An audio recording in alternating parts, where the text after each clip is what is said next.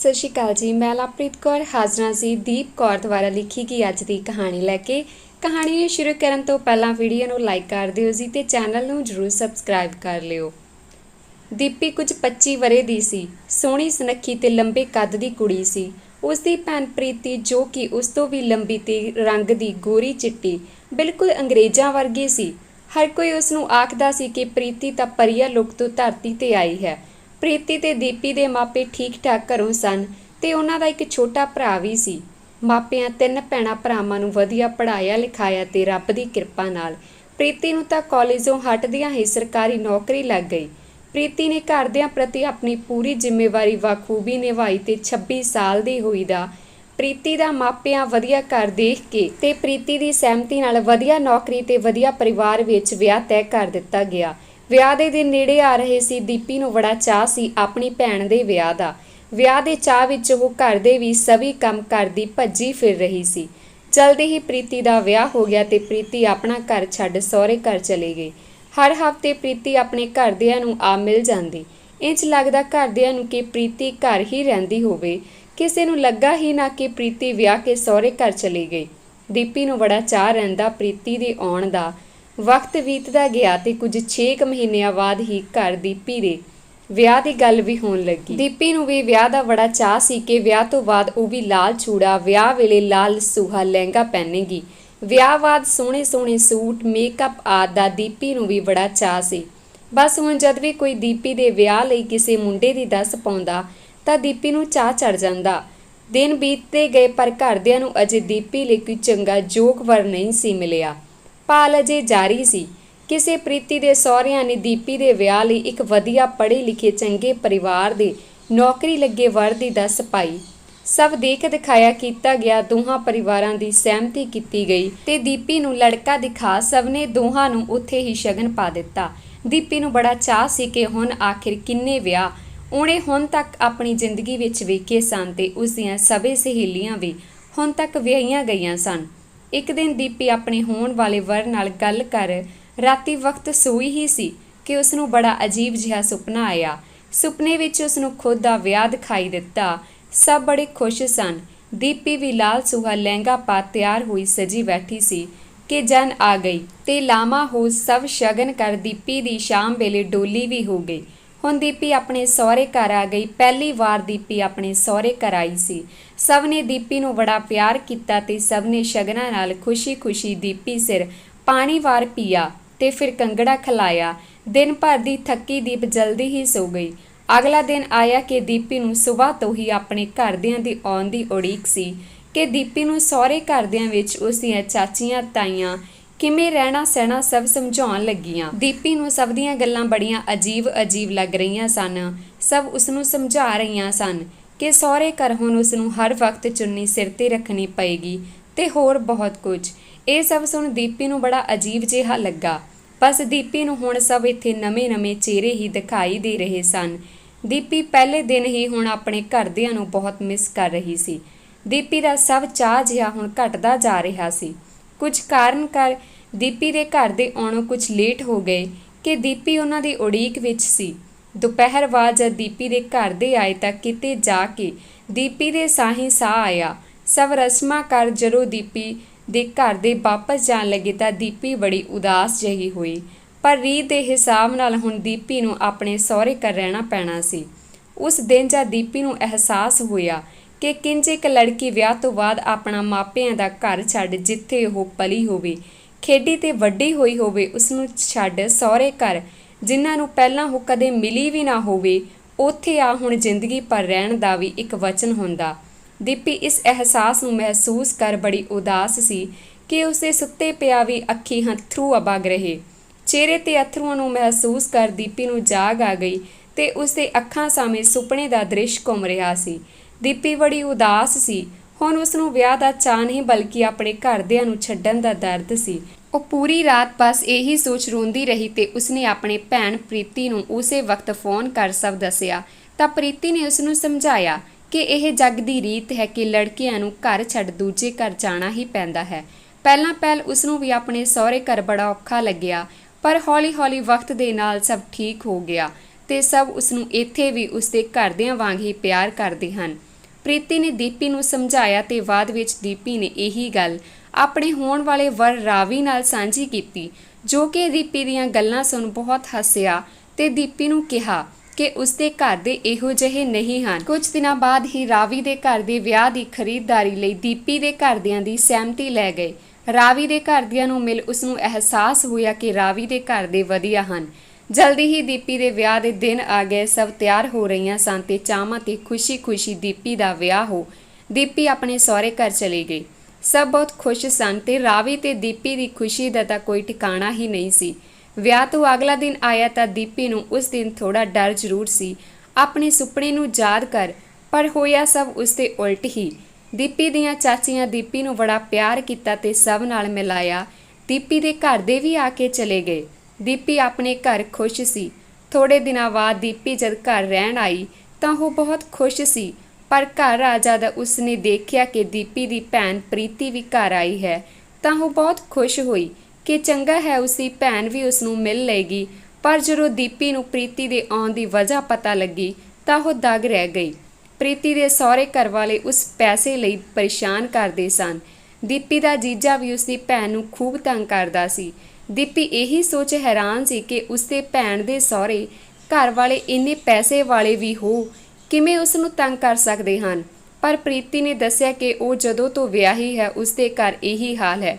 ਉਸ ਨੂੰ ਆਸ ਸੀ ਕਿ ਇੱਕ ਦਿਨ ਤਾਂ ਸ਼ਾਇਦ ਉਹ ਠੀਕ ਹੋ ਜਾਣਗੇ ਤੇ ਸ਼ਾਇਦ ਉਸ ਨੂੰ ਹੀ ਇਹ ਲੱਗਦਾ ਸੀ, ਪਰ ਹੁਣ ਉਹ ਮੂੰਹ ਤੇ ਉਸ ਨੂੰ ਪੈਸਿਆਂ ਲਈ ਪਰੇਸ਼ਾਨ ਕਰਦੇ ਹਨ। ਸਾਰੀ ਤਨਖਾਹ ਉਹ ਆਪਣੀ ਉਹਨਾਂ ਨੂੰ ਦਿੰਦੀ ਹੈ, ਪਰ ਉਸ ਖਰਚੇ ਲਈ ਉਹਨਾਂ ਵਿੱਚੋਂ ਇੱਕ ਵੀ ਪੈਸਾ ਨਹੀਂ ਮਿਲਦਾ। ਉਸਦੇ ਸਹੁਰੇ ਸਭ ਪੈਸੇ ਇਕੱਠੇ ਕਰ ਸਿਰਫ ਆਪਣੀ ਕੁੜੀ ਦਾ ਘਰ ਹੀ ਦੇਖ ਰਹੇ ਹਨ, ਮਤਲਬ ਨੰਦ ਦਾ। ਪ੍ਰੀਤੀ ਹੁਣ ਮਾਂ ਬਣਨ ਵਾਲੀ ਸੀ ਤੇ ਉਸ ਨੂੰ ਹਰ ਰੋਜ਼ ਘਰ ਦਾ ਤੇ ਪਸ਼ੂਆਂ ਦਾ ਤੇ ਦਫ਼ਤਰ ਦਾ ਸਭ ਕੰਮ ਕਰਨਾ ਪੈਂਦਾ ਸੀ, ਜਿਸ ਲਈ ਉਸ ਨੂੰ ਆਰਾਮ ਵੀ ਨਹੀਂ ਕਰਨ ਦਿੱਤਾ ਜਾਂਦਾ ਸੀ ਤੇ ਡਾਕਟਰ ਹੁਣ ਉਸ ਨੂੰ ਸਲਾਹ ਦਿੱਤੀ ਸੀ ਕਿ ਆਰਾਮ ਲਈ। ਦੀਪੀ ਹੁਣ ਇਸ ਚਿੰਤਾ ਵਿੱਚ ਪੈ ਗਈ ਕਿ ਉਸ ਨੂੰ ਵਿਆਹ ਨੂੰ ਅਜੇ ਕੁਝ ਹੀ ਦਿਨ ਹੋਏ ਹਨ ਤੇ ਘਰ ਐਸੀ ਹਾਲਤ ਛੱਡ ਸਹੁਰੇ ਜਾਣਾ ਵੀ ਨਹੀਂ ਸੀ ਚਾਹੁੰਦੀ। ਪਰ 3 ਦਿਨ ਬਾਅਦ ਉਹ ਆਪਣੇ ਸਹੁਰੇ ਘਰ ਚਲੀ ਗਈ। ਹੌਲੀ-ਹੌਲੀ ਦਿਨ ਬੀਤਣ ਲੱਗੇ। ਦੀਪੀ ਦੇ ਸਹੁਰੇ ਘਰ ਵਾਲੇ ਦੀਪੀ ਨੂੰ ਬਹੁਤ ਪਿਆਰ ਕਰਦੇ ਸਨ ਤੇ ਦੀਪੀ ਦੇ ਘਰਦਿਆਂ ਦੀ ਬਹੁਤ ਇੱਜ਼ਤ ਕਰਦੇ ਸਨ। ਦੀਪੀ ਆਪਣੇ ਘਰ ਥੋੜੇ ਦਿਨਾਂ ਬਾਅਦ ਆ ਮਿਲਦੀ ਰਹੀ ਤੇ ਪਰ ਪ੍ਰੀਤੀ ਨੂੰ 3 ਮਹੀਨੇ ਤੋਂ ਉੱਪਰ ਵਕਤ ਹੋ ਚੁੱਕਾ ਸੀ ਪੇਕੇ ਘਰ ਆਇਆਂ ਨੂੰ, ਤੇ ਦੀਪੀ ਹਰ ਰੋਜ਼ ਫੋਨ ਕਰ ਘਰ ਦਾ ਪਤਾ ਲੈਂਦੀ ਰਹਿੰਦੀ ਤੇ ਸਹੁਰੇ ਘਰ ਵੀ ਉਸਨੇ ਆਪਣੀ ਪੇਕੇ ਘਰ ਦੀ ਗੱਲ ਕਿਸੇ ਨਾਲ ਸਾਂਝੀ ਨਾ ਕੀਤੀ। ਤੇ ਹੁਣ ਦੀਪੀ ਆਪਣੀ ਭੈਣ ਦੀ ਵਜ੍ਹਾ ਪਰੇਸ਼ਾਨ ਰਹਿਣ ਲੱਗੀ। ਦੀਪੀ ਨੂੰ ਇੰਜ ਪਰੇਸ਼ਾਨ ਦੇਖ ਰਾਵੀ ਤੇ ਉਸਦੇ ਪਰਿਵਾਰ ਵਾਲੇ ਵੀ ਚਿੰਤਾ ਵਿੱਚ ਪੈ ਗਏ। ਰਾਵੀ ਦੇ ਪੁੱਛਣ ਤੇ ਫਿਰ ਦੀਪੀ ਨੇ ਸਭ ਗੱਲ ਰਾਵੀ ਨਾਲ ਸਾਂਝੀ ਕੀਤੀ। ਉਧਰ ਪ੍ਰੀਤੀ ਦੇ ਬੱਚੇ ਹੋਣ ਦੇ ਦਿਨ ਵੀ ਨੇੜੇ ਆ ਰਿਹਾ ਸੀ ਕਿ ਘਰਦਿਆਂ ਤੇ ਪ੍ਰੀਤੀ ਦੇ ਸਹੁਰਿਆਂ ਸਲਾਹ ਮਸ਼ਵਰਾ ਕਰ ਪ੍ਰੀਤੀ ਨੂੰ ਘਰ ਲੈ ਗਏ। ਕੁਝ ਮਹੀਨਿਆਂ ਬਾਅਦ ਹੀ ਪ੍ਰੀਤੀ ਨੇ ਇੱਕ ਲੜਕੇ ਨੂੰ ਜਨਮ ਦਿੱਤਾ। ਪ੍ਰੀਤੀ ਦੇ ਸਹੁਰੇ ਘਰ ਦੇ ਕੁਝ ਮਹੀਨੇ ਤਾਂ ਠੀਕ ਰਹੇ, ਪਰ ਫਿਰ ਤੋਂ ਪ੍ਰੀਤੀ ਨੂੰ ਤੰਗ ਕਰਨ ਲੱਗੇ। ਰਾਵੀ ਦੇ ਘਰਦਿਆਂ ਦੀਪੀ ਦੇ ਮਾਪਿਆਂ ਤੇ ਪ੍ਰੀਤੀ ਦਾ ਪੂਰਾ ਸਾਥ ਦਿੱਤਾ, ਪਰ ਇਸ ਵਾਰ ਤਾਂ ਪ੍ਰੀਤੀ ਦੇ ਸਹੁਰਿਆਂ ਪ੍ਰੀਤੀ ਨੂੰ ਬੜੀ ਬੇਰਹਿਮੀ ਨਾਲ ਕੁੱਟਿਆ ਵੀ।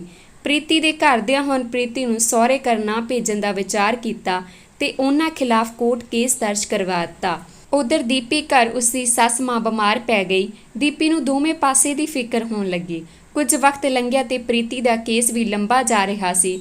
ਕੋਈ ਰਾਹ ਸਿਰ ਨਹੀਂ ਸੀ ਦਿਸ ਰਿਹਾ। ਪ੍ਰੀਤੀ ਦੇ ਘਰ ਦੇ ਪ੍ਰੀਤੀ ਦੀ ਵਜ੍ਹਾ ਨਾਲ ਕਾਫੀ ਫਿਕਰ ਵਿੱਚ ਸਨ ਕਿ ਇੱਕ ਦਿਨ ਪ੍ਰੀਤੀ ਦਾ ਪਤੀ ਬਾਹਰ ਖੇਡ ਰਹੇ ਪ੍ਰੀਤੀ ਦੇ ਬੱਚੇ ਨੂੰ ਚੁੱਕ ਕੇ ਲੈ ਗਿਆ। ਜਦੋਂ ਘਰ ਲੈ ਕੇ ਗਿਆ ਤਾਂ ਪ੍ਰੀਤੀ ਦੀ ਸੱਸ ਉਸ ਨੂੰ ਕਾਫੀ ਬੋਲੀ, ਪਰ ਉਸਨੇ ਆਪਣੀ ਮਾਂ ਦੀ ਇੱਕ ਨਾ ਸੁਣੀ। ਉਧਰ ਜਦੋਂ ਪ੍ਰੀਤੀ ਘਰ ਇਸ ਬਾਰੇ ਪਤਾ ਲੱਗਿਆ ਤਾਂ ਪਹਿਲਾਂ ਤਾਂ ਉਹ ਪ੍ਰੀਤੀ ਦੇ ਸਹੁਰੇ ਘਰ ਗਏ, ਪਰ ਇੰਨੇ ਨੂੰ ਪ੍ਰੀਤੀ ਦਾ ਪਤੀ ਉਸਦੇ ਬੱਚੇ ਨੂੰ ਲੈ ਬਾਹਰ ਚਲਾ ਗਿਆ। ਜਦੋਂ ਉਹ ਘਰ ਨਾ ਮਿਲਿਆ ਤਾਂ ਉਹਨਾਂ ਥਾਣੇ ਵਿੱਚ ਰਿਪੋਰਟ ਦਰਜ ਕਰਵਾ ਦਿੱਤੀ ਤੇ 2 ਦਿਨ ਬਾਅਦ ਪ੍ਰੀਤੀ ਦਾ ਪਤੀ ਘਰ ਪਰਤਿਆ ਤਾਂ ਪੁਲਿਸ ਵਾਲਿਆਂ ਆਉਂਦਿਆਂ ਹੀ ਉਸ ਨੂੰ ਪਕੜ ਲਿਆ ਤੇ ਬੱਚੇ ਨੂੰ ਪ੍ਰੀਤੀ ਦੇ ਘਰਦਿਆਂ ਦੇ ਹਵਾਲੇ ਕਰ ਦਿੱਤਾ।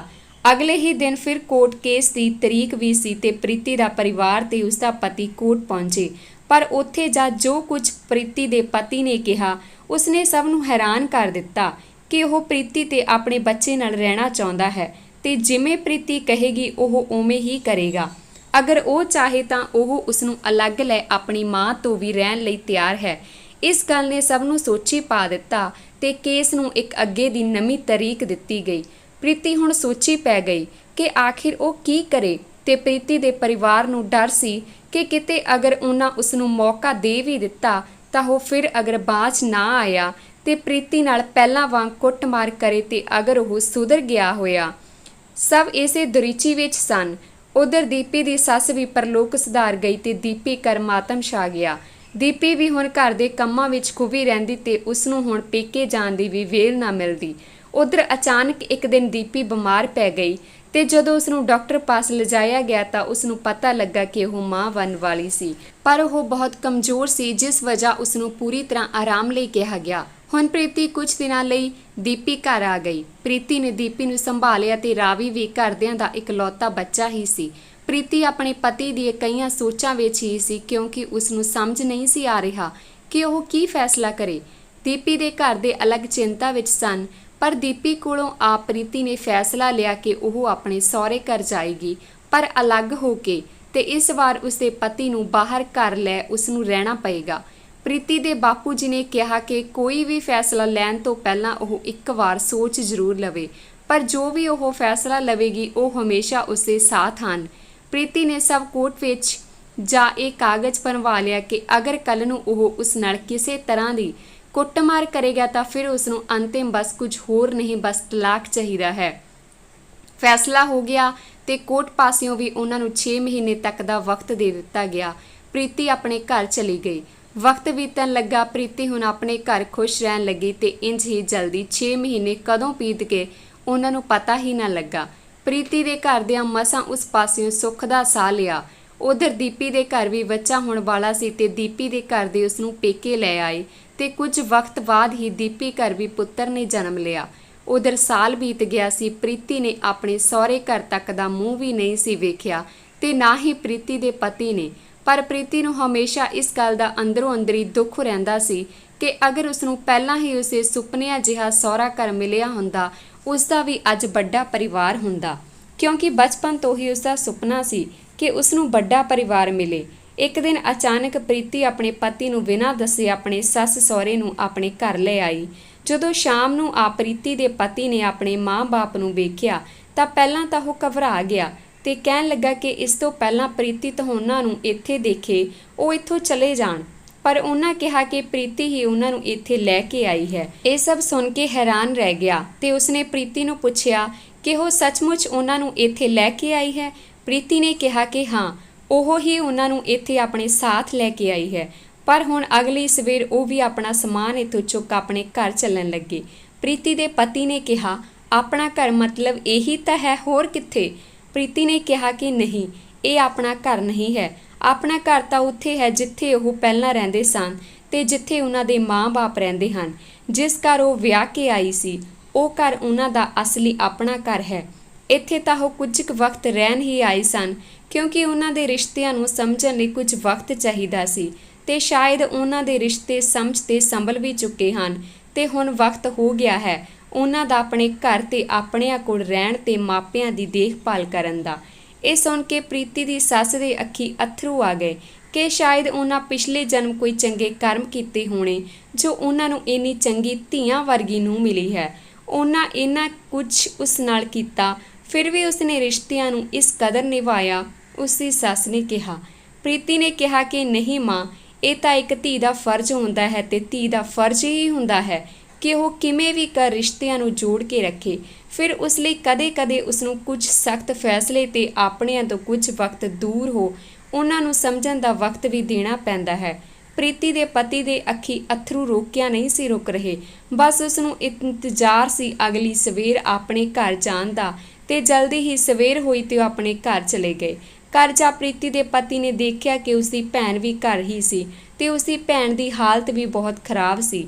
ਉਸਨੇ ਆਪਣੀ ਮਾਂ ਤੋਂ ਇਸ ਦੀ ਵਜ੍ਹਾ ਪੁੱਛੀ ਤਾਂ ਉਹਨਾਂ ਦੱਸਿਆ ਕਿ ਪਿਛਲੇ 6 ਮਹੀਨਿਆਂ ਤੋਂ ਉਸ ਦਾ ਪਤੀ ਵੀ ਉਸਨੂੰ ਬਹੁਤ ਤੰਗ ਪਰੇਸ਼ਾਨ ਕਰ ਰਿਹਾ ਹੈ ਤੇ ਸ਼ਾਇਦ ਉਹ ਉਹਨਾਂ ਦੀਆਂ ਕੀਤੀਆਂ ਦਾ ਹੀ ਦੰਡ ਹੈ ਜੋ ਉਹਨਾਂ ਦੀ ਧੀ ਨੂੰ ਮਿਲ ਰਿਹਾ ਹੈ। ਵਰਨਾ ਰਾਜਿਆਂ ਵਰਗੇ ਘਰ ਤੇ ਰਾਣੀਆਂ ਵਾਂਗ ਰਹਿੰਦੀ ਉਹਨਾਂ ਦੀ ਧੀ ਦੀ ਜ਼ਿੰਦਗੀ ਵਿੱਚ ਪਤਾ ਨਹੀਂ ਇੱਕ ਦਿਨ ਕੀ ਤੂਫਾਨ ਆਇਆ ਕਿ ਉਸਦੀ ਹੱਸਦੀ ਖੇਡਦੀ ਜ਼ਿੰਦਗੀ ਇਸ ਤਰ੍ਹਾਂ ਦੀ ਹੋ ਗਈ। ਪ੍ਰੀਤੀ ਨੇ ਕਿਹਾ ਕਿ ਕੋਈ ਨਹੀਂ, ਉਹ ਫਿਕਰ ਨਾ ਕਰਨ ਤੇ ਉਹ ਕੱਲ੍ਹ ਉਸਦੇ ਸਹੁਰੇ ਘਰ ਜਾ ਉਹਨਾਂ ਨਾਲ ਗੱਲ ਕਰਨਗੇ। ਅਗਲੀ ਸਵੇਰ ਹੀ ਉਹ ਉਸਦੇ ਸਹੁਰੇ ਘਰ ਗਏ ਤੇ ਉਹਨਾਂ ਦੇ ਨਾਲ ਗੱਲਬਾਤ ਕੀਤੀ ਤੇ ਉਸਦੇ ਸਹੁਰੇ ਘਰਦਿਆਂ ਪ੍ਰੀਤੀ ਦੇ ਕਹੇ ਬੀਤੀਆਂ ਗੱਲਾਂ ਭੁਲਾ ਉਸਦੀ ਨਣਦ ਨੂੰ ਵਾਪਸ ਘਰ ਲੈ ਆਏ।